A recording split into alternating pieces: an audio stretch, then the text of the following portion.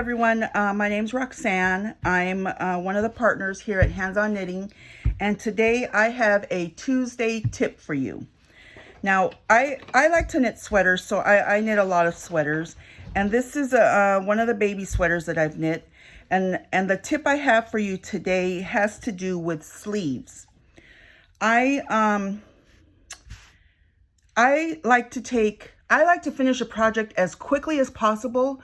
So I look for and take as many shortcuts as is humanly possible. And the one that I have for you today is something that I use when I'm making sleeves. If you see here, I have a series of markers. And what I do is when I'm making my sleeve and I need to increase or decrease, it works the same for decrease, I'll knit the number of rows that the pattern says to knit, and I'll mark my increase. In this case, it was a make one. So when I make that stitch, I'll put a marker there, place a marker there. And I'll continue to knit the rows, and I'll knit again as many rows as it says, and I'll place another marker on the next one. And what this does for me is it helps me to keep track of how many stitches I have between. Here's my make one, and I've got 1, 2, 3, 4, 5. And this is where I did my make one. So I've got 5 stitches in between each. Now, if I've lost track, or I can always go back and make sure. I don't have to keep track of every row I make. I can just knit, and then go back and say, okay, where am I? I've got 1 or 2 more to go. And then I can continue knitting. So what that also does is helps me keep track for my next sleeve.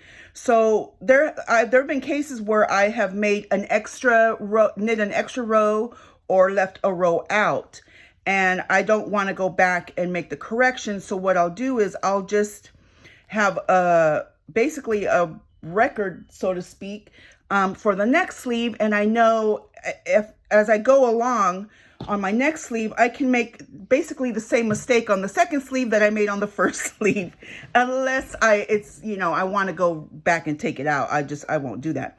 But here I see I can keep track of my final increase stitch.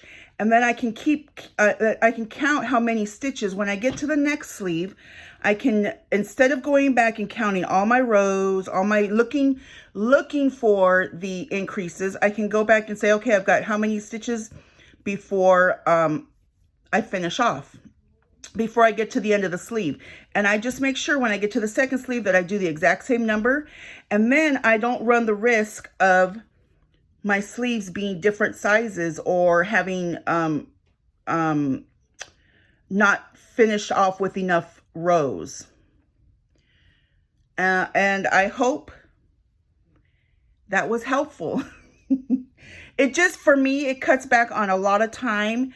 I don't take the time. I don't like having to go back and count, okay, how many rows did I do before I got to this one, or to my next stitch.